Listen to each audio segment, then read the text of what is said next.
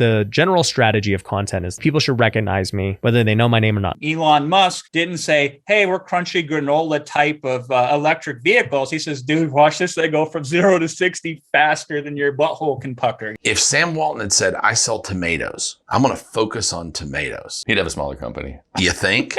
If you don't know the rules, you can't win the game. Most people just don't understand how email marketing works. Our job isn't to find customers, it's to create customers. Creating a product or a solution that solves an immediate problem that people are having. This is going to be a very special episode of Beyond a Million. I've been on the road for the last couple of weeks, and anytime I'm on the road at events, marketing is what has this resounding resonance because everybody's talking about the tactics and strategies that help them grow their business. And I come back with this laundry list of things to do. So today in this episode, we're going to pull the golden nuggets out of every episode we've ever done and pull the things that are actually going to work from you, from driving social traffic to the nitty gritty of email marketing to strategy behind it and how to structure it to some really, really cool tips and tricks. First up, we have Ryan Pineda. Ryan has built multiple 8-figure companies, all on the back of social media.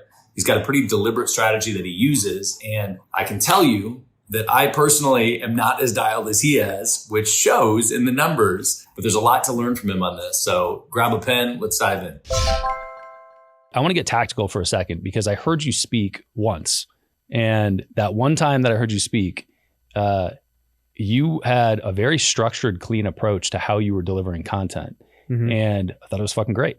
And it makes sense that through that lens, or when people look through that lens, they could see a path to be successful, right? In the world of pushing out media that will draw people back to you, right?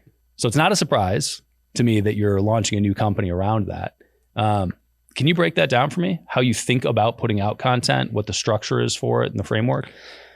Yeah, you're talking about the presentation I gave at War Room? Yes. Yeah. So for those, who obviously majority of you weren't there. Yes. Yeah, it was about how I use Instagram Reels to get people to DM me and how it takes them through an automation, which then converts to a lead, which then converts to a sale. It's very automated and it costs $0. So it's one of the craziest things that not many people even know about or know how to do. And it's freaking crazy. It's maybe millions of dollars. So I won't talk about that strategy specifically, but I'll say that the general strategy of content is this for me. I want to be, as known as humanly possible and people should recognize me, whether they know my name or not. They're like, dude, I've seen that guy before, right? Like that's the first step is if you can become recognizable, then that's step one. Step two is, okay, now people need to start understanding what I'm all about. Right. So if people consume my content, then they know, okay, Ryan's in real estate. He's got a family. He's, got this going on. He's got good content. He's always teaching people different ways to think about money and time and business and, lifestyle and all that stuff. Right. So they start to understand who I am and what I talk about. The third thing is they now start to become bought in with, what it is I offer in my companies. Right. Like I want to give them free value and all this stuff with my content, but if you never give them a sales pitch or a call to action, what's the point? You're not even helping them. Like they're just becoming observers versus actual clients that you can help, right? Because I know I can help you way more the moment you join one of my companies versus you just passively watching my stuff. And so you got to mix in your call to actions when appropriate. And for me, the way that we do call to actions across all the platforms varies, so if I'm on a YouTube video, sometimes I might just casually mention it like, hey, you like what we're talking about? Go to futureflipper.com. Go check it out. We'll help you invest in real estate. Cool. Maybe if I'm talking about an apartment we bought, I'm like, hey, you want to invest with us on this next deal? Go to pinedacapital.com. Boom. No hard pitches in content. It's all very soft. And it's always after a ton of value. It's never like a normal ad that you would see like, hey, Pineda Capital is the best fund you could ever get into. Here's why. That's not valuable. That's an ad. So what most people fail at with content is they go ad and they don't give value. And so I always just do all value, soft pitch if they want it. That's every piece of content. And so like with the... Is that every piece? Or do you have a ratio of, hey, X amount of the time I'm going to put a CTA into it? Yeah, so it's definitely not every piece of content. So yeah, with YouTube videos, only if it's applicable to what it is I'm talking about. If there's something relevant happening, I will definitely plug it. And on the Instagram side, as of today, we release 6 reels a day. Wow. Yeah, it's a lot. Damn. So 4 of them are pure value based. There's no call to action. It's just game. And then the other 2 are 98% value based throughout the whole video with a small call to action at the end. That's going to a landing page of some sort? Yeah, it's just basically saying, hey, DM me the word flip. They DM me the word flip and now goes through an automation. It sends them a landing page with a VSL. Hey, watch the VSL. Great. You like it. Apply. They get on a sales call. Are you using a tool to do the DM management, or you have? Yeah, we use ManyChat. Oh, do you? Okay. How do you structure what you're going to put out for content? Do you have a library of things that you're growing all the time, thinking, hey, conceptually, these are the videos I'm shooting? Did somebody else do it? That's a lot of content. Yeah, I have an entire content team. I think I've said this before. I spend around $40,000 a month on my own personal content, not my company's. And, that returns the best return I can do. And, everybody's in a different department. We got the YouTube, the TikTok, the poster, the producer, the videographer, the podcast switcher, the podcast editor, the TikTok editor. We got all these guys. So yeah, everybody knows their role. They're posting. My job, most of the stuff we create is all new original content. Our ads are repeated until they stop working, but the actual content itself, every week you're going to see 5 videos on YouTube that you've never seen before. You're going to see new podcast interviews you've never seen before. You're going to then get all the repurposed clips of those on Instagram and TikTok of me chopping up the best highlights from these conversations, So we do a ton of repurposing that allows us to really amplify the content. Mm-hmm. But how do you think about the original concepts? Like, do you have, because there are many of certainly the framework of many videos is sort of, if you're doing this, you're doing it wrong, or here are the top 3 things, or so on and yada, yada, right? So you've got kind of these initial hooks that might work. Yep. But then it's, what are the topics that you're trying to cover? How do you structure that? Well, it depends on the form of content. So for me, I'm everywhere with all my content. So you could watch me long form like this. It's going to be an hour long plus. You could watch me on YouTube for a 10 to 20 minute video, or you can watch me on Instagram, TikTok, which is going to be 30 seconds to a minute, right? So you can consume my stuff anywhere and everywhere, depending on how deep you want to go, right? So I think they all vary in how they're thought about and structured. In a podcast, starting from the longest, most of the time I'm interviewing a guest. So there's no real agenda other than, hey, let's pull out the nuggets out of this guest and have a good conversation. With YouTube videos, that was one where there was a lot of prep and brainstorming the first couple of years I did YouTube. I did a lot of videos where I spent a lot of time scripting and saying, okay, this video I'm going to talk about how to find a real estate deal. This video I'm going to talk about how to raise money. This video I'm going to talk about how to hire somebody, right? And so I hit my bullet points and, make a 10-minute video in depth on that subject. And that got me really well, but eventually I realized I don't really necessarily like doing this anymore. And I got better uses of my time now that my social media is bigger. I don't need to grow it so hard. It'll organically grow now at this point. So I just started vlogging. So now, my guy vlogs me like Gary Vee, and that gives us 2 videos a week. And I literally don't have to do anything. He's just vlogging me, and they're good enough to figure out, hey, that was a good piece. That was a good piece. And they make these 10-minute vlogs that are sick.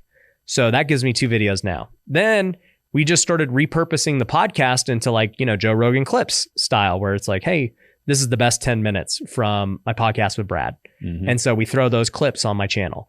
And then that basically leads that I only need to film 1 video a week. And so I make 1 intentional video, and it's usually something that's has no script. I might go to a house flip and I'm just walking around the house.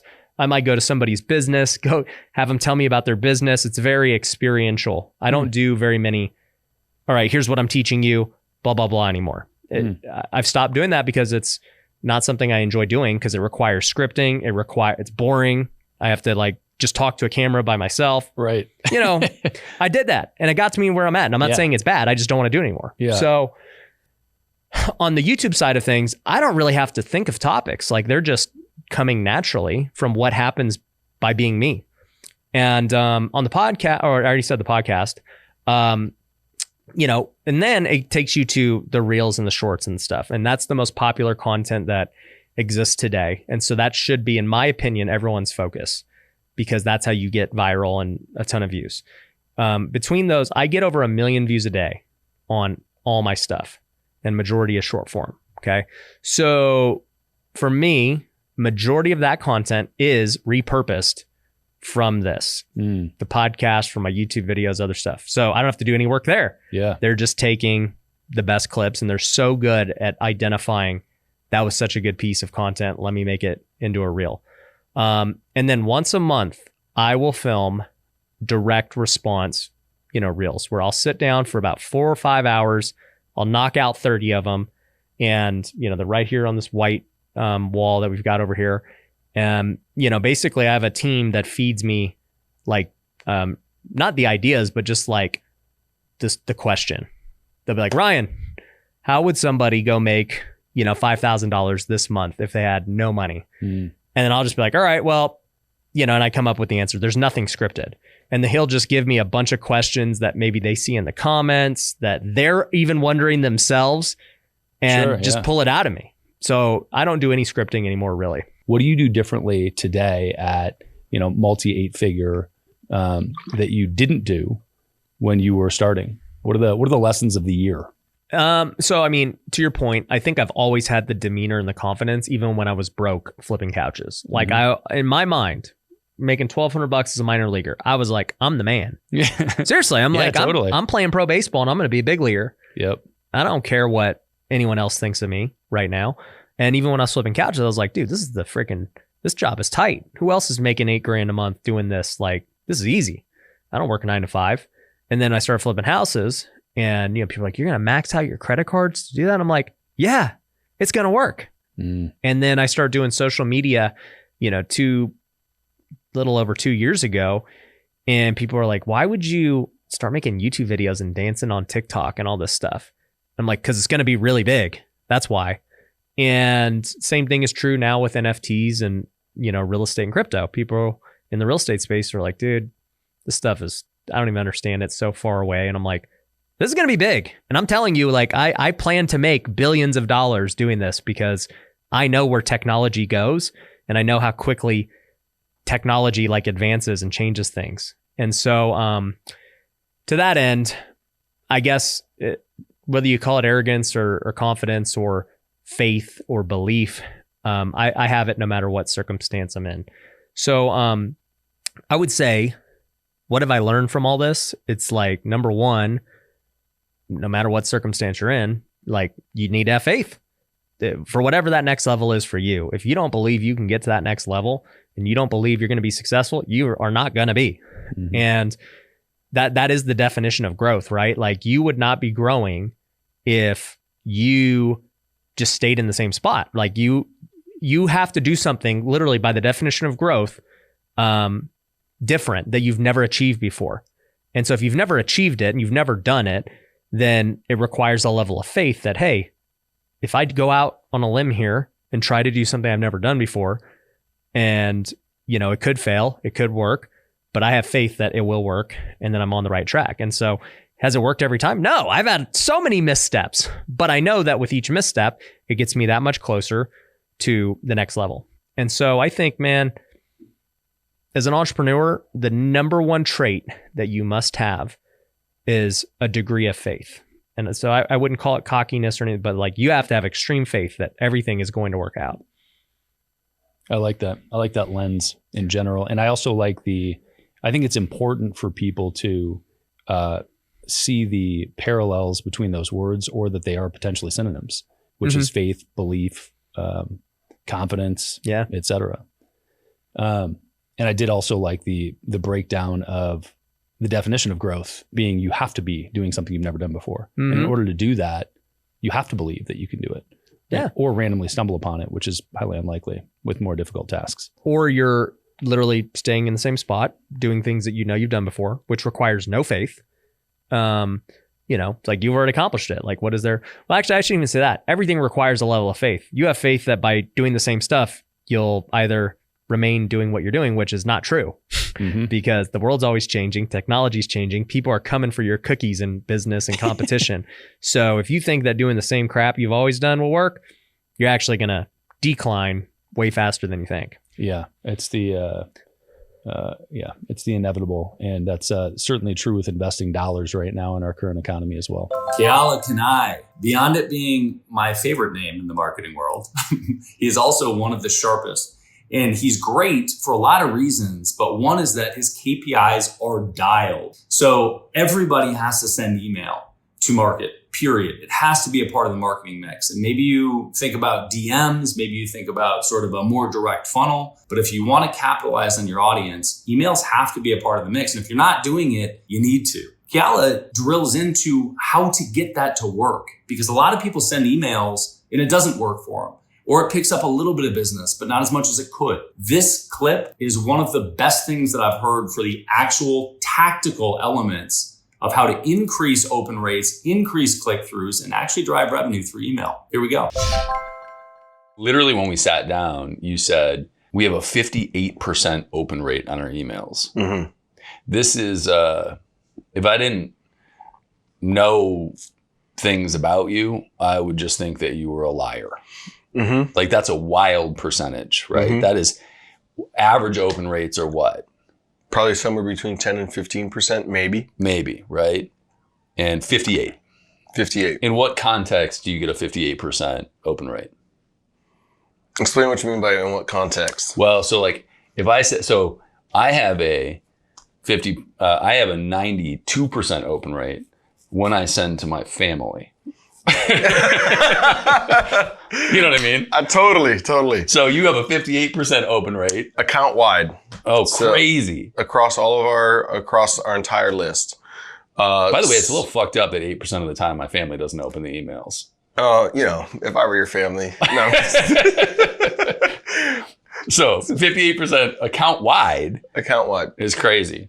So there's lots of ways that I can go on this, but long and short of it is at the time that I did my slides for this event. So I got an update yesterday from the guy that manages our list. And it's actually the current open rate account wide is 59.1%. But at the time that I built the slides for this presentation, we had about 51 million and whatever many emails sent this year, 2022, 29 million, blah, blah, blah, blah, blah, whatever numbers, opens. So we came out to 58.44% open rate. Now we're up to about 59%. The major strategy here is that just most people just don't understand how email marketing works and what the email platforms are looking for. And when I say email platforms, I'm like email service providers, Google, Yahoo, Hotmail, these sorts of things. Like, what are they looking for in order to get an email in the inbox? If you don't know the rules, you can't win the game. And the rules have definitely been changing, and they're tightening up. They're getting more and more difficult. So email was not designed so that you could click send and 1 million people could hear your message. That's not what it was designed for. Email was designed to be a conversation between two or a few parties. And so it's really about dialing in and turning your email list instead of a broadcasting system into more of like a conversational system and driving that. So the way that we do this is to give you kind of a short breakdown of how this works. Obviously, I won't do the whole presentation here, right? But the things that control your email deliverability at the highest level, the number one thing that's most important is the IP reputation. So the reputation that's attached to the IP address that you're mailing from to begin with. So the server that is hosting the emails that you're sending, what is the IP reputation attached to that server? Now, depending on where you're at, in business, you may or may not have control of that. The vast majority of people don't have any control of that because they're sending from some sort of a platform that's using a shared IP, which means that you're mailing from that IP address, I'm mailing from that IP address, and 100 other folks or a few hundred other folks potentially might be mailing from that IP address. And now we're sharing the reputation. So if there's people on the platform or on that IP abusing their list or not delivering well, it's hurting all of us. And let's get specific for 1 second. So you're talking about the platform being like ActiveCampaign or Correct. Klaviyo or pick a email automation, MailChimp, email automation platform, HubSpot. Correct. That's sending. Got it. And so usually it's their IP address. And so several users that have a MailChimp account all share that IP address. Correct. Great. Got it. And so if you're on a shared IP, you cannot control the reputation. There's too many other factors at play. So step one is to own the IP address so that it's only your IP, and therefore you can now control the reputation attached to it.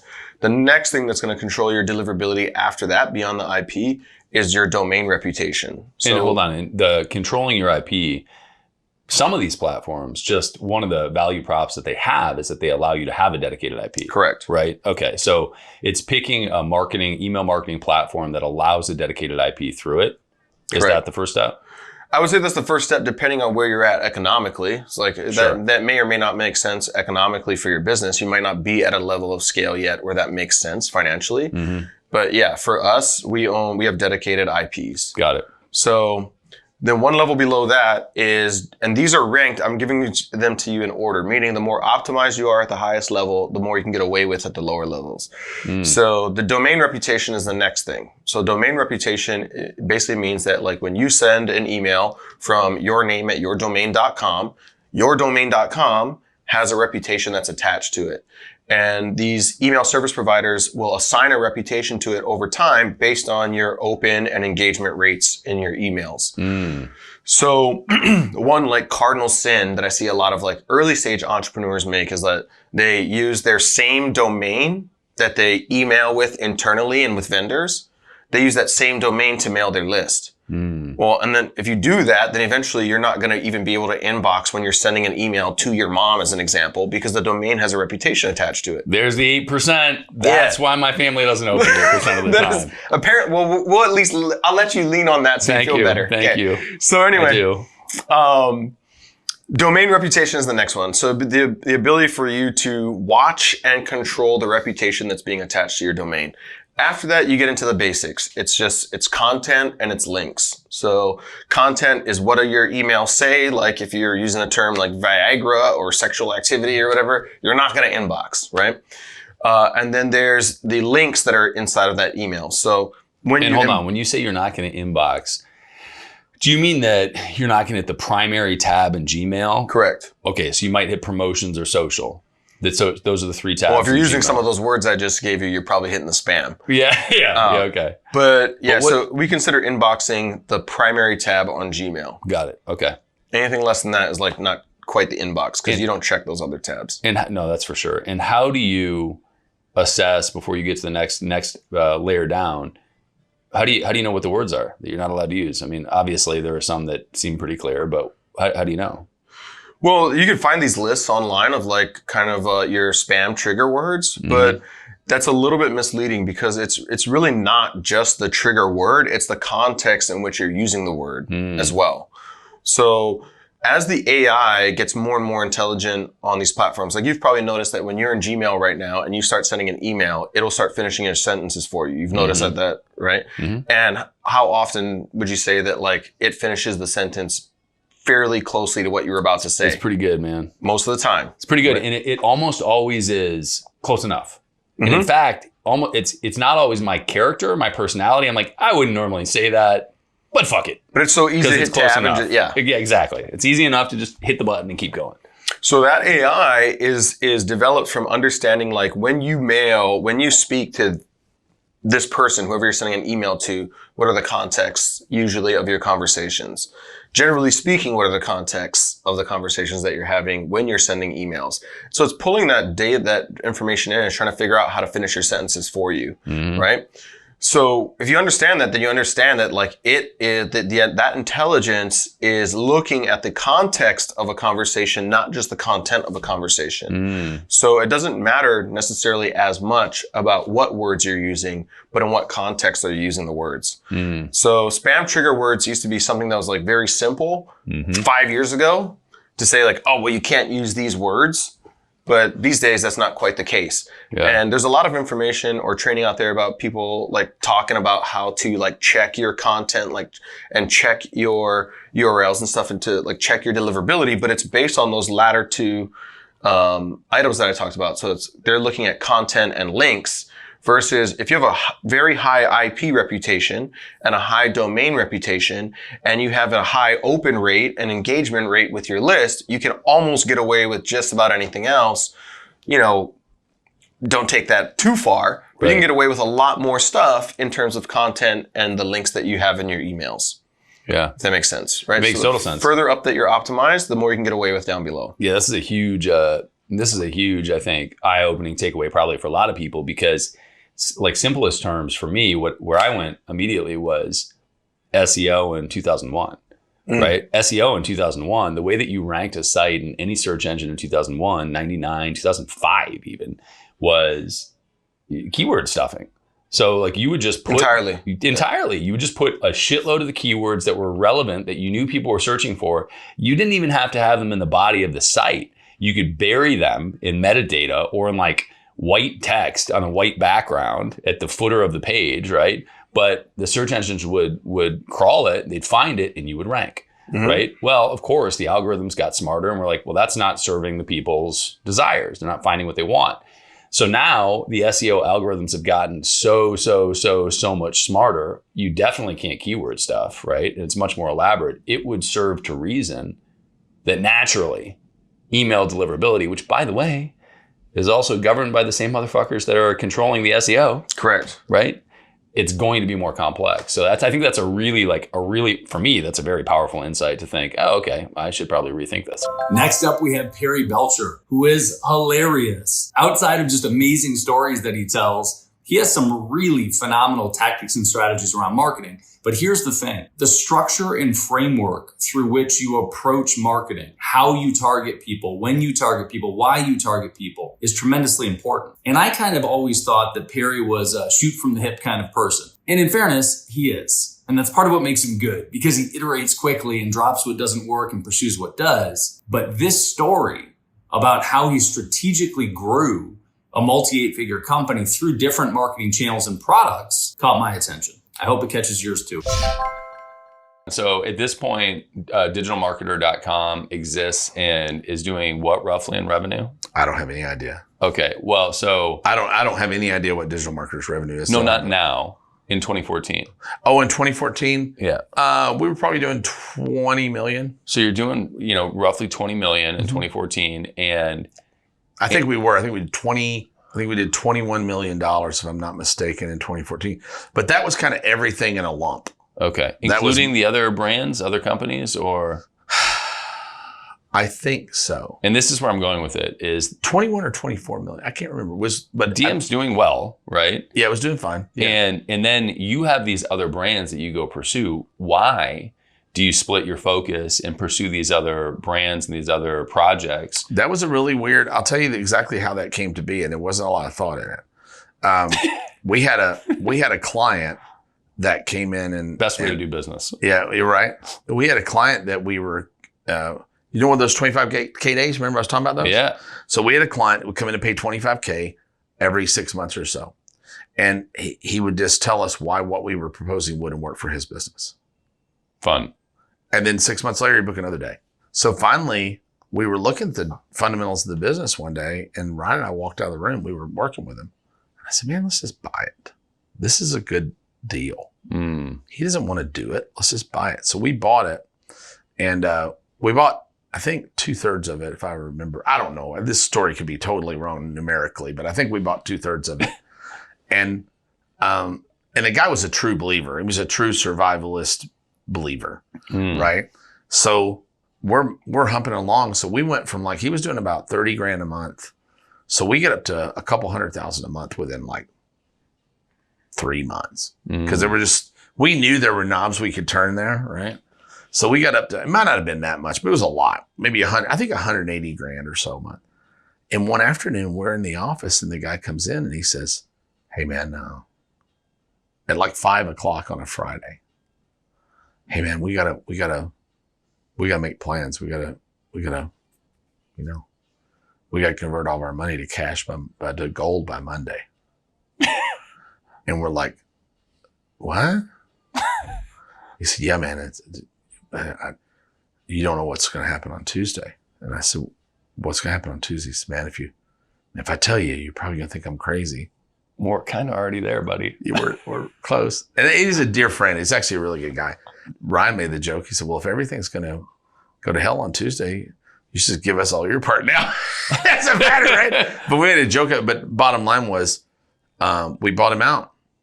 Wow. Because he was sure that the economic world was going to collapse on Tuesday. And Tuesday came and Tuesday went, as this talk of this recession will likely come and go. And nothing happened, right? As oftentimes nothing happens, right?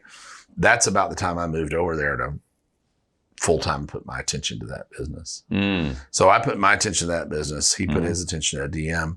And we went from $200,000 a month to $3 million plus a month. You were processing all that, I guess, in 2016. And then Trump was elected. And as soon as Donald Trump became president, the whole survival industry just kind of imploded. Everybody's like, we're fine now. Everything's cool. Seriously, they really, but you know that. You saw this is how this works. Yeah. You saw it happen. It was really crazy. And then everybody thought when Biden got elected, it would come back. Kind of modestly has, but not like that. There was like a perfect storm. It was like you got a very assertive woman or a black man, just driving that base nuts of the potentiality they could be. Either one of them could be president, drove that base crazy. So it was really easy to, they were riled up. They were spending money. But so the survival space was only one of, 8 other companies that you're running? Yeah. So what we did, I ran survival for like a year and it got really big. I mean, we were doing we went really quick to $1 million a month, like less than 6 months, we were at $1 million a month. And then I just had this epiphany one morning and I said, it's not the survival thing that's making us money. It's the model that we're running. So let's look at our customer and run them through Nielsen and Tower Data and find out what else they're into. So it turned out they were into DIY projects. They were into home cooking recipes, barbecuing. They were into guns. They were into conservative political news. So we created all these properties, 4 or 5 other properties around the same customer's other interests. And we began launching one every month or so. And we launched it from this one. It's all based on the Randolph Hearst model. It's how Hearst Publishing formed. I don't know what that is. You never watched Citizen Kane? If you give me a little more champagne, I'll tell you this story. I'm in. So Randolph Hearst owned newspapers back in the day in the 1920s. And he used his newspapers to launch magazines. And then he would launch a magazine and he would find the sub-reader of that magazine. He would launch another magazine. So like Red Book and Better Homes and Gardens and all those. I think all those were Hearst properties, but most major magazines were owned by the Hearst Corporation. And he would use I kind of coined a phrase there that media begets media.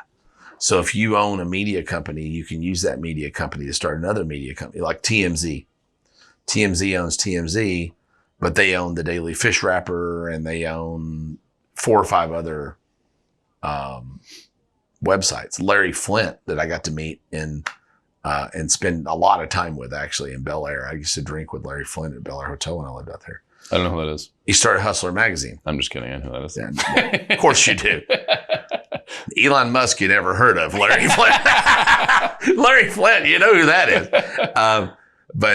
But Larry Flint started tons of other adult magazines and then eventually tons of adult websites and then tons of adult clubs. He knew his customer. You know, he knew his customer and what they bought. So we expanded off. And then eventually the weird one was DIY projects. We noticed that when we started, it was all the men were the customer base, but as more women came in and became customer base there, a lot of the searches were DIY makeup. So we started another site called makeuptutorials.com and drove the makeup people from this site over to that site. And that site became popular. And from there, we built a whole nother circle of women's interest. Wild. So ultimately, makeup tutorials was born from survival life. That should amazing. tell you something about the customer base. I'll tell you a funny story really quick. So for a while, we were running a lot of Amazon affiliate stuff, and we run it through our affiliate link, and we send them over to buy our products to Amazon. And we had our credit card knife thing. But as an affiliate, if you run it through your affiliate link, you can actually see what else they buy when they buy it. Through Amazon's affiliate program? Yeah. You can see the shopping cart of the person because you get paid commission on everything they buy in the cart. If you send them over to Amazon to buy a widget, they buy your $10 thing and a big screen TV, you get paid the affiliate commission on both, right? It's so crazy. It's kind of cool. So, but they show you, I don't know if they still do or not, but they show you what else the person bought.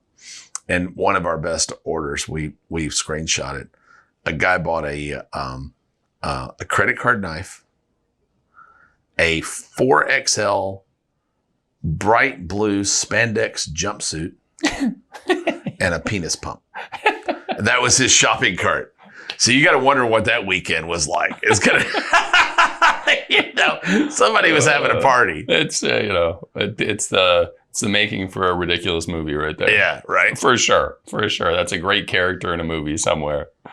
So ultimately, I think that, from the outside, I looked at it and thought, why the fuck is Perry doing 12 different things? And then the whole rest of the team is driving one product through Digital Marketer. And now through conversation, it sounds much more like Perry was really focused on maximizing the LTV of the buyer. Of the customer. Perry wasn't doing multiple things. It's always I say the dumb way to look at it, but I've had partners, employees, and why are we doing 19 things? We're not doing 19 things. If Sam Walton had said, I sell tomatoes, I'm going to focus on tomatoes. He'd have a smaller company. You think? Right? It was the dumbest thing ever to say that. It's like, well, what are you doing? Because really, online retailing is just retailing. It's just retailing. You're serving, and the hardest part of it is building an audience. So once you've built an audience of, Bud from the firing range, that's our guy, right? Bud that loves going to the firing range, and he's got a bunch of guns, and he's kind of overweight. And he's got a really nice recliner, and he watches a lot of Fox News at night, and he's been married to the same woman forever. And he bitches and complains about the taxes and tells everybody there's a coming recession. And, he's worried about everything. He's scared of his own shit. That's our guy. So when he's not, the best example is not mine. Unfortunately, I'm really pissed about it, but Bud is not always survivaling. Right? So what else is Bud doing when he's not survivaling? Well, one of the most brilliant things in a long time is Black Rifle Coffee, also known as coffee. Put in a bag with an AR-15 on the front of it because a bunch of dudes love AR-15 shit. So it's like, got an AR-15? Drink coffee? Buy Black Rifle Coffee. It's just funny that people don't think about that.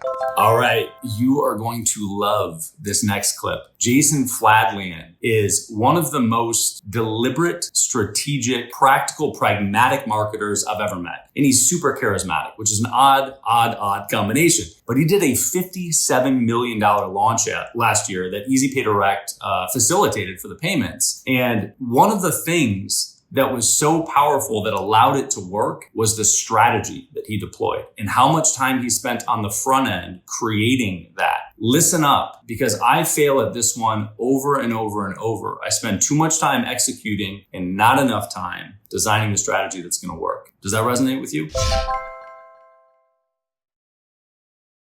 My hierarchy of what's important in business is here's marketing. Strategic positioning sits atop of marketing. If you're chopping down a tree, the marketing is the axe swinging, and the strategic positioning is the sharpening of the axe first. A lot of people are trying to chop down trees with dull axes. They're using marketing. But what we try to do is position something so that the marketing naturally flows from it in a way where we're swimming downstream as opposed to swimming upstream. It becomes a byproduct of the proper type of positioning. So I'll give you a very basic example of that. The personal computer was kind of this machine that computed things and was crunching and doing technology, and it was industrial grade, and that was all you had, right? And then Apple comes along and they put colors on it, they make it cool, they make it like a designer gear. So people now feel superior just by walking around with their MacBook Pros. Who knows if it's a better computer or not, and Apple becomes the most valuable company in the world. What they did there was position their product not as a computer for geeks, but as a fashion accessory. And that is strategic positioning. Elon Musk didn't say, hey, we're crunchy granola type of electric vehicles. He says, dude, watch this. They go from 0 to 60 faster than your butthole can pucker. It's like, oh, that transcended the crunchy granola crowd, and it entered into a whole new thing. That's strategic positioning. Now, all marketing will support that, and you need good marketing still. But a chef with bad ingredients could be the best chef in the world, and he's still not going to cook a world-class meal. And so here's what Will and I immediately hit upon and realized was Dan came to us, and he had what I considered the very best system for producing cash flow that I'd ever seen. And the market we knew we could easily reach, cash flow was their primary concern. Building wealth was a fantasy that, they can't eat philosophy. They need actual money in the bank account by the end of the month just to feel safe. And we had that, and it was powerful, and it was easy to demonstrate, and it was exciting. But the flaw immediately in what Dan had provided to us was the following. He had only shown this. First of all, he was very successful with it. He'd made millions doing this, but he'd only shown it to like 6 people. They were all successful, fantastic. However, 2 problems. Problem number 1, they were all friends of his. And problem number 2, they were all already successful business people. And so we had anticipated this going in. What's the major constraint to the sell? See, Brad, oftentimes when people do marketing or even business, they only focus on the benefit. What can I give to them? What can I offer? What can I make better? How could I improve? Yada, yada, yada, right? I try to, as much as possible, say, what's the excuse that if I removed it would automatically have the thing occur? And so instead of trying to get them excited to move forward, I instead remove the thing that stops them from moving forward. And then naturally, as a result, they tend to move forward. And so we wanted to remove that biggest constraint, because I could show results till we're blue in the face. And I know that that percentage of the market that changes everything would still be resistant. We would have done 10 million probably instead of 57 million. So that was the first thing. Now, here's the second thing, and this is super important as well. How do you put a value on something that's never been sold? I mean, my answer to that is you create it yourself, or you anchor it to something else. Exactly. And that's what we always do. So it's like, hey, listen, I got a brand new program. Like, let's take weight loss, for example. You could say, hey, listen, here's the value of this thing. Instead of, emotional eating and doubling your grocery bill and then having to go to a therapist for 10 years because of the trauma involved in that, and that totals $57,227, you could instead buy my weight loss program for $99. What a great deal, right?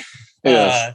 So relative comparison to other established values is a great way to show why your thing is a bargain, because otherwise it's just expensive. Like when we rolled this out initially, we tested it at a $2,500 price point, and then we officially launched at a $3,500 price point. That's not chump change. That's not couch cushion money. That's a lot for anybody to invest. And then on top of that, to make the system work, they need $3,000 in the crypto market. And then they need to buy a third-party software. Talk about a convolution of all convolutions. You're asking a person, hey, pay me essentially $7,000, you complete stranger. And yeah, trust me, we make them sign an NDA and a user agreement. I mean, you've seen this, right? So we'll break down some more of that stuff later. Like, this is hardcore. This is really high stakes kind of stuff. So traditionally, you either try to build up value by comparing it to other things, and also build up value through sales and through language by saying, listen, does it matter if you pay me $2,500 if you make 2 times that back in a month, right? Those are all good techniques. Everybody that's competent has them in their toolkit. But there's one strategic positioning tactic or method, whatever you want to call it, that's even more effective than that. That's when you could say, hey, these people over here paid this much for this, and you're only going to pay a fraction of what they paid for it. And that is really where it's super valuable, because now you're not comparing it to something else. You're comparing it to itself. So on a practical level, here's what this meant. Will and I are looking at this problem that nobody, A, nobody's bought this program. B, we don't have a program to sell. So how do we create the program? And C, we don't have a value established for this that would give us the sharpest axe possible to chop down this tree. So what we did was the following. We sent out an email just to a small segment of our audience saying, hey, listen, we got the system. We're now doing it. It's working well for us. It's working well for the 6 people that Dan showed it to as well. It's in crypto. It's different. It's weird. And here's the deal. Dan's willing to attempt to teach it to you via 2 private one-on-one Zoom sessions, and we'll see if we can teach this to you. Now, here are the caveats. 1, you have to invest at least $5,000. You can't invest more than $25,000. Caveat number 2 is your risk tolerance has to be a 10 out of 10, meaning that you're the kind of guy that goes to Vegas, puts it on black, and don't care if you win or not.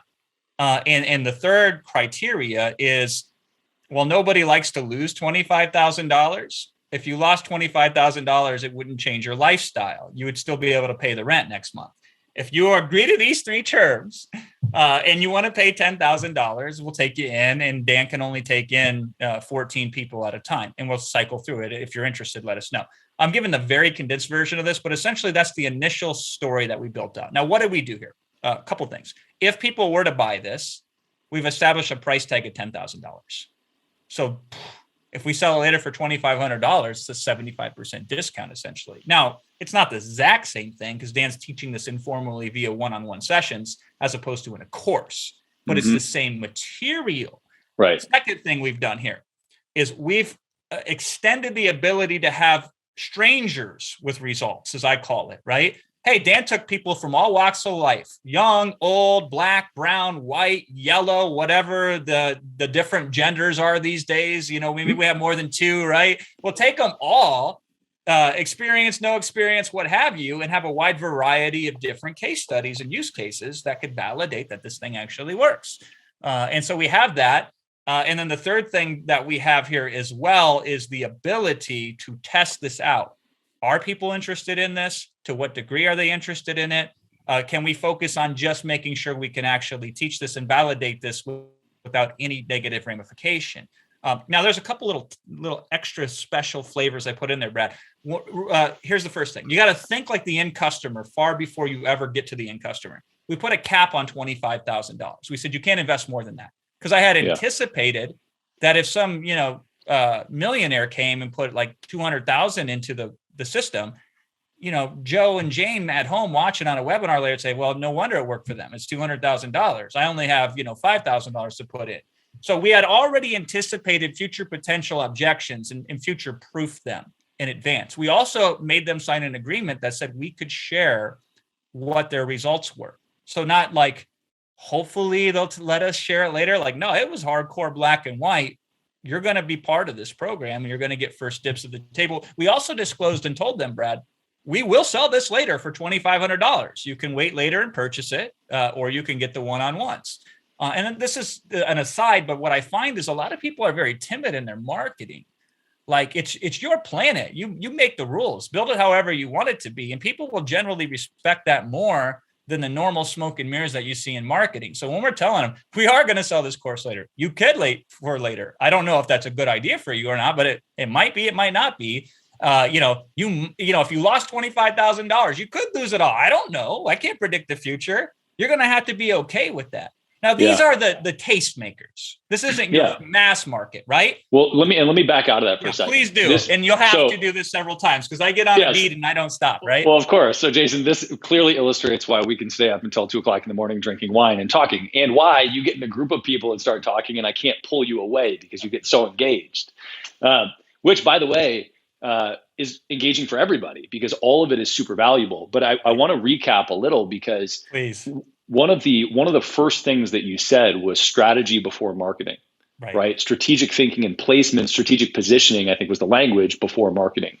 And a lot of the things that you're talking about and alluding to are thinking through the process. So when you talk about, hey, a lot of marketers don't feel like they can control their own world, right? It is your world to market is the language that you used. Yep. I think part of that is that people don't step back enough to think about all of the nuances of what you just said you were thinking about, right? Good point. Two, is you said you wanted to make sure that there was a problem present and you had a product you could deliver to solve the problem. And you realized right away that you didn't have the evidence to do that. And so instead of launching the product right away, which by the way, you could have, right? Yeah. You could have just done the launch with the product. You're in a crypto market that's hot as hell, right? The whole world wants to participate, but doesn't know how really. You could have launched and sold the shit out of that still. Yeah, we would have made millions, right? Absolutely. But instead, you said, hey, you know what? We want to solve this constraint that we see that's going to be upcoming, which is people need evidence. They're not, having middle-aged, rich, white people succeed at this is not something I can relate, most people can relate to, or a lot of the audience can relate to. How do we solve that? And so before you even went down the path, you were strategically thinking through how to knock those problems out so that when you did the official launch, you had already solved those things. Right. And while limiting the downside. Next up, George Bryant. Here's a question for you. What segment of your audience are you trying to talk to? If you're like me and most people, we're trying to talk to the people to get them to buy. We're trying to talk to the people that are right there on the edge that might buy right now. George argues that you should spend most of your time not talking to the 1% that are ready to buy, but building a relationship with the 99% that aren't there yet. It's a different twist on where your marketing energy and dollars should be spent, and I love it. Let me know what you think in the comments, but George Bryant is a brilliant marketing mind that's worked with some of the best people on the planet and grown some of the greatest companies on the planet. Our job isn't to find customers, it's to create customers, right? So when we think about the first $1 million for a company, right? Typically that comes from creating a product or a solution that solves an immediate problem that people are having, right? And so there's always a subset of an audience that if you hit them with the right thing at the right moment, it doesn't even matter if they have a relationship with you, it serves a need in their life, right? And it helps them solve that challenge. But if we're thinking about industry standards, right? That's less than 1% of your audience where you can just run a cold ad and like it hits the right pain point at the right point in their life and gets them enrolled. What everybody fails to recognize is that when all you do is spend time trying to find those 1%, what you're doing is you're actually pushing the other 99% further away. And the philosophy of customer journey is not necessarily trying to convert everybody. It's trying to build the Truman Show so that they don't realize they're constantly in your world, but they're somewhere between 1 and 100 touch points away from becoming that ideal customer, right? And so when we think about direct response is incredible. I mean, a lot of us are here because of direct response marketing. Like I remember when Facebook ads came out, and for every $1 we put in, we would make 10 and we didn't have to do anything. We would just run an ad. It had no copy that was good. It had no images that was good. There was no segmentation. It was just literally like a jackpot machine rigged to win. But what a lot of people fail to recognize is that in the very beginning, when you're so aggressive and you're just convert, it works in the beginning until it no longer works. And the people that have that pain point are no longer there because they don't recognize the need. And that's where customer journey comes in. It's that other 99%. And in that world, what we have to realize is that people are always just trying to take stepping stones towards their goals. And you think about, I'll use a very big example like Nike. Right? If you walk by a billboard for Nike, it doesn't say just do it only if you give me your credit card, right? And Apple doesn't say like you can only come in my store if you pre-commit to purchasing because they understand that the more touch points that people have with the product, with the ecosystem and with the environment, the more endowment they get. And naturally, it changes somebody's proclivity to where they have that pain point. They naturally gravitate towards that product. And so when we think about customer journey, there will always be a point in business and marketing where we have to go sell and we have to be direct response and we have to close customers. But the shortcoming that I've noticed in the last couple years with 300 companies plus doing this is that when that's all you're focused on, what you're missing is everything you need to scale. Because there's not one business that does 50 million or 100 million a year from getting people to have one transaction, then turn around and basically not like you. All of the companies that scale have relationships. And the relationship is deeper than the product itself, where the product serves as a bridge, right? To go from where they are to where they want to be. But it creates a relationship regardless of that product, right? And we can throw out examples all day, like Onnit. Onnit doesn't sell Alpha Brain. Onnit doesn't sell New Mood. Onnit sells total human optimization. Yeah, and if that product serves that need, and all they do is like, oh, I have a memory issue, and they come by Alpha Brain, well, the moment their memory is better, subconsciously, like, I don't need Onnit anymore. And they go back out into the sea. But when it's around total human optimization, and it's like, hey, you can get Alpha Brain, you can get a body weight workout, you can buy a Star Wars kettlebell, Captain America plates, New Mood, whatever, and you're going to use this to meet your current need, but this is really about optimizing who you are as a human. Then when that need is served, instead of leaving, they start to look at the other avenues or paths that they can take to elevate the rest of their life. And that's predicated on a relationship. And those relationships only come, and I use this analogy all the time, from building the Truman Show. And if you've never seen that movie, Jim Carrey thinks he's living like his best, most beautiful, happy life, but he's in this massive container where everything is controlled and he doesn't realize he can't leave. And when I think about business and when I think about scale, the way that we do that is by building a Truman Show, because so many people fall short on their site to where everything is about the conversion. But what we fail to recognize is you have a subset of your audience that sells more of your products than you could ever realize, and they've never bought one from you. They are your best marketing machines because they live the ethos, they understand the environment, and they're completely endowed into the culture and the relationship. And so when we talk about customer journey, what we're talking about is ensuring that every time somebody comes into our home, if they're a good fit, that they're moving one step closer to their goal, whether or not they buy a product from us or not. And in my experience with all my companies, all the ones I own and that I run, what's really, really crazy, if we extract the data out, we have so many people that generate literally thousands and thousands of dollars of revenue for us that have never even bought our product. They've never even used it, or they bought it once, they loved it, but it wasn't what they needed. But because of the relationship, they literally tell every one of their friends, right? And the example I give is like, when you walk up to the park on a Saturday morning in Austin, right? You go to the park, there's about 30 moms doing a park workout. They have their Bob strollers, they got their Starbucks cups, they got everything rocking, right? And in the first 60 seconds of a conversation, typically those women give 8 to 10 brand recommendations or non-recommendations without even realizing it, right? They're giving them verbally, they're giving them just with who they are. But you think about it, it's like, okay, cool. When was the last time you heard somebody talk about how bad their dinner experience was? They bond over it, right? They talk about, oh, my dinner was great, or my dinner wasn't that good. Or, hey, last night, you'll never believe it, I went to buy this product from this company, realized it wasn't a good fit. They gave me a refund and they gave me a workout guide for 30 days. That woman's not a customer, but she's mind blown. Yeah. Because not only did we refund her product, but we're like, hey, we still knew you were interested in fitness. So here's our 30-day at-home guide, go crush it. And then she goes and tells all 30 of those women as she's standing there, right? Or like collagen when we did Vital Proteins, right? Like we knew why women were buying collagen. They want a healthier hair, skin, and nails. Not everybody wants to take collagen. Not everybody wants to drink beef skin hydrolyzed down into collagen peptides, right? But we knew that what they all shared in common is that they had this need to be healthy from the inside out. And so like when you would add a product to a cart, and you would abandon the product, right? I like to teach in mistakes, so I'll hit one right now. If somebody adds a product to a cart and then they don't buy, what's the mistake I watch most e-commerce companies make? Is the first thing they immediately do, well, they either do nothing or they devalue their brand and like, oh, by the way, I was never gonna charge you full price anyways. Oh, yeah. Here's 20% off because my product's not worth it. Yeah. And let me try to convince you to come back in. Yeah. Rather than understanding that they raised their hand and like, I want your help, but something was missing for me to buy this product. And instead of actually doing the legwork, we just devalue ourselves on the front. So what we started doing was we made an at-home 30-day guide to healthier skin, increasing skin elasticity. And so when you would abandon my cart, I would send you a digital product for free and I'd never mention collagen again.